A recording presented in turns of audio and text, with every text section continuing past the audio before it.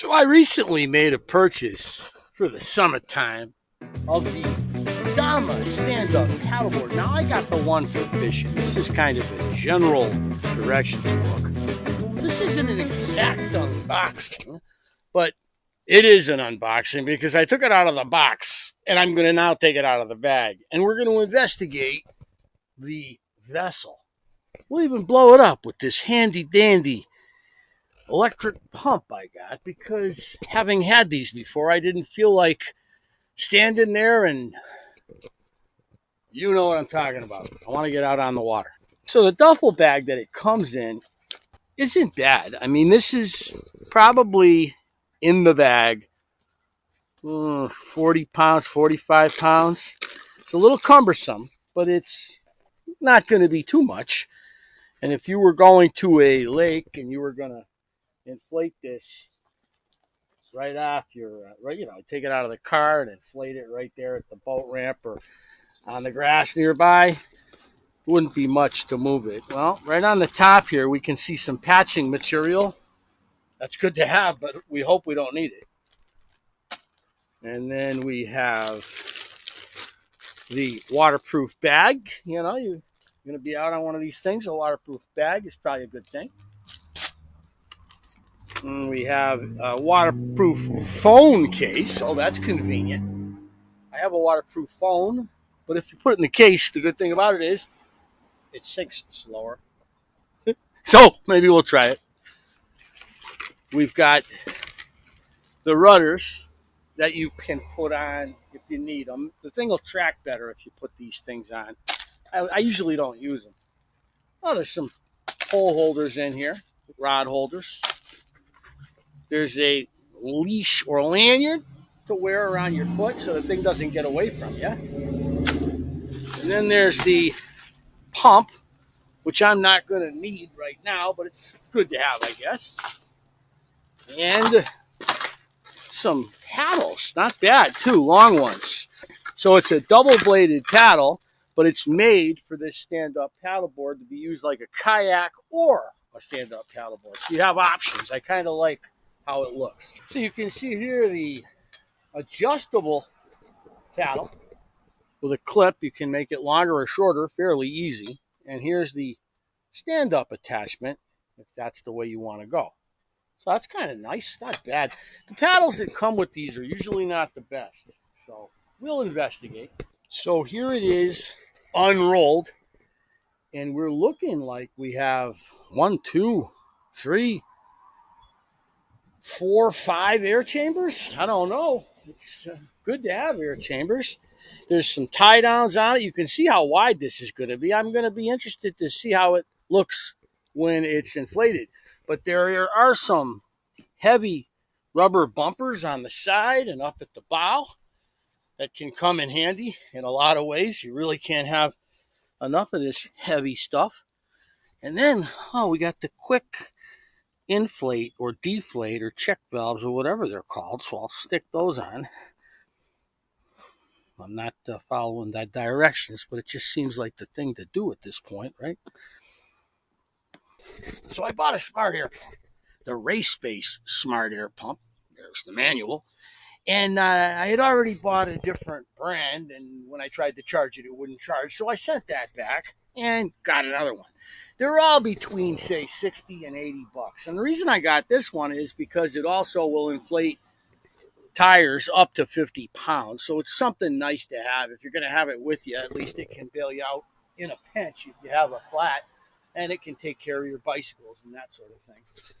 I don't know how well you can see it, but this has modes, which is kind of handy.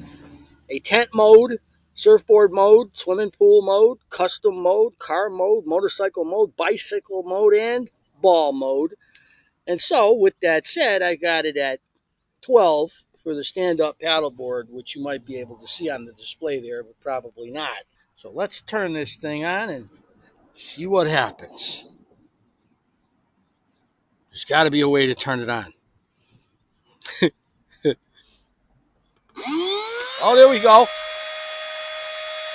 Just right on. Boom. Oh, look at it go. Look at it go. It's up to 1 PSI. Oh, yes. Now we're talking. So now you can see it inflated with the pole holders in place. Oh, I didn't notice. There's a paddle holder over there. That's pretty cool. And you can see the various configuration options. I have a high seat right there. I have a smaller seat that I can put in. And this should work, right? And this is definitely capable of holding 2 people. I believe it's rated for 600 pounds. So this seat can even go up further. And we don't need those pole holders in that particular spot. You could use the cooler that I'm showing you right here. I have a pad for that to sit on top of. I have the dry bag, the patch kit, the phone bag, and the rudders that can go on there if I'd like to put them on. We'll see. I'll probably bring them out with me tomorrow because we're going to try this thing out tomorrow. So we're unboxing, and we're going to take it out, and we're going to investigate its stability, and we're going to investigate what kind of a fishing package it is. I got some wheels for it. It is pretty light. I mean, you can carry this thing 100 yards to a boat ramp pretty easy if you needed to do that.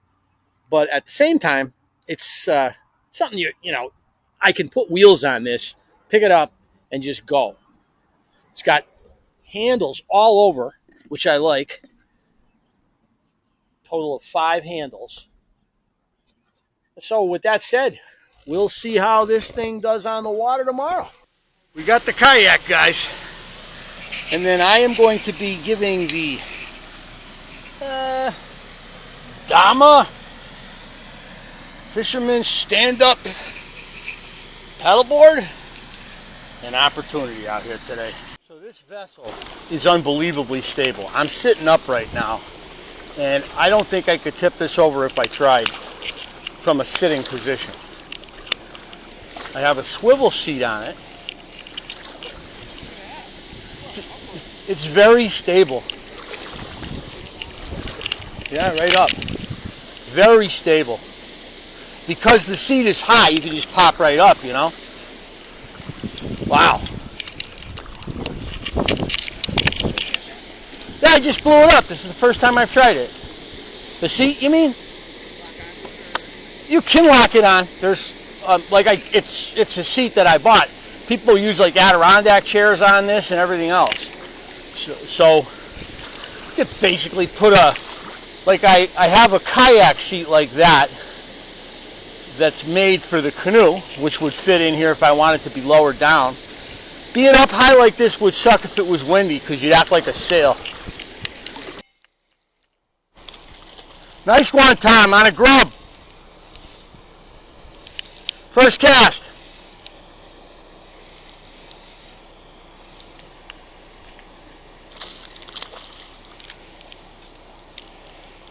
Mr. Largemouth. He can get off. I don't mind. Rubber grub. Nice thing about the DAMA, you can just drag them right up onto it easily.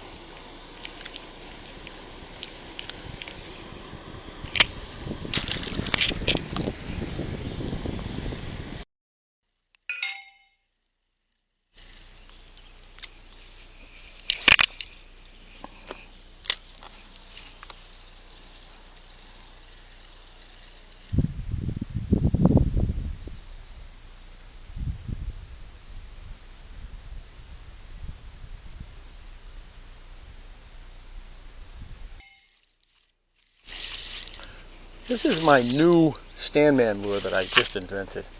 Feels like a pretty good fish. Oh, it is. Beetroot, nice one. Feels like about a 4 maybe. Oh, look at you. 4 or 5. It's a little difficult getting it up to where I can extricate this guy because I'm not sure about. There he is. That's a 5.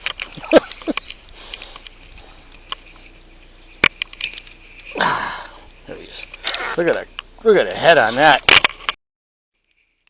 You can see that. That's a good 4.5, 5 pounder. Beautiful fish. So I caught that bass on my new Standman. I don't know what I want to call this, but it's a spinnerbait that I cut the arm off and then I fastened the chatterbait blade on the front, and it's got a great action, and it's very erratic if you try to pick up the speed with it.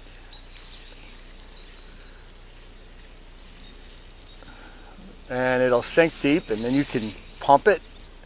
Creates a very erratic action down deep. Tom is on fire over there with the spinnerbait.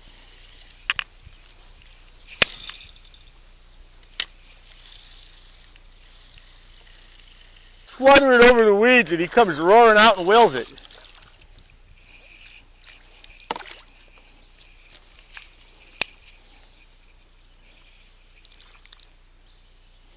He's on the feed. Yes. If there's a little tiny bit of water, they're in there.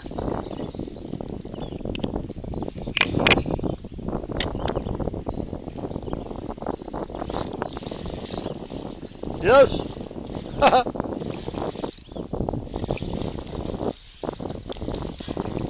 Oh no. This is awesome. I got Beetroot's got one. Tom is unhooking. I'm the camera guy.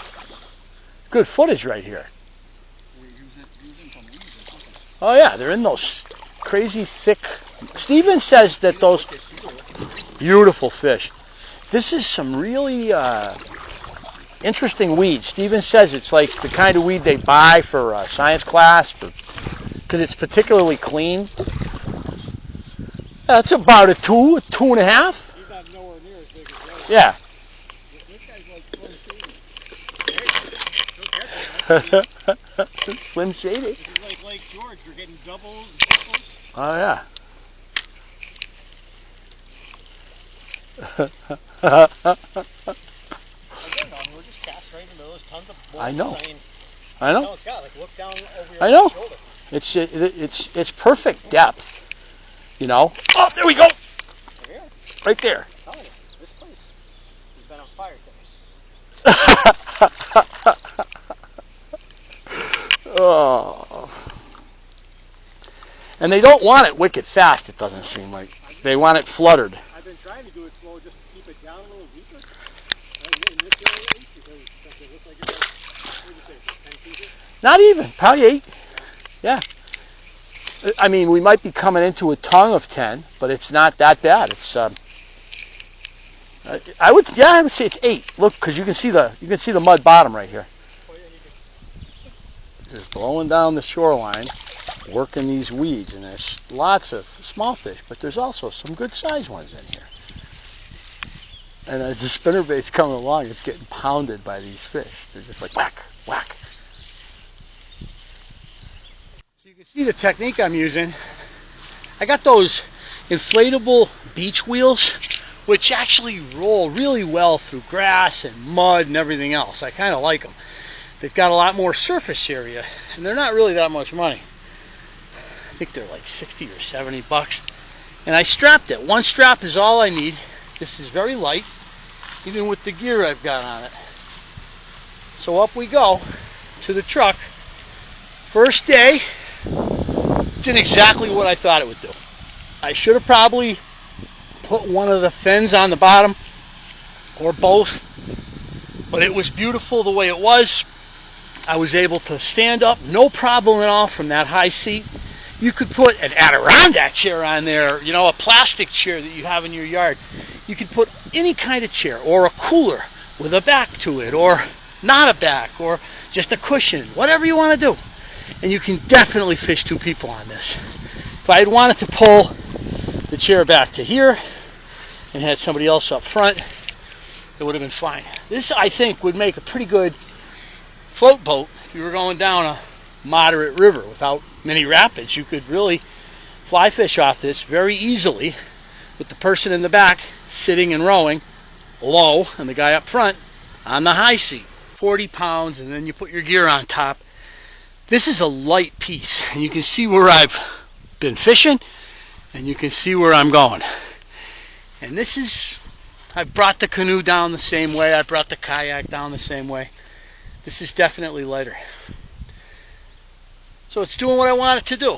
This is not something you probably want to bring out in the early spring or the fall, but it's a great summer operation here. The DAMA.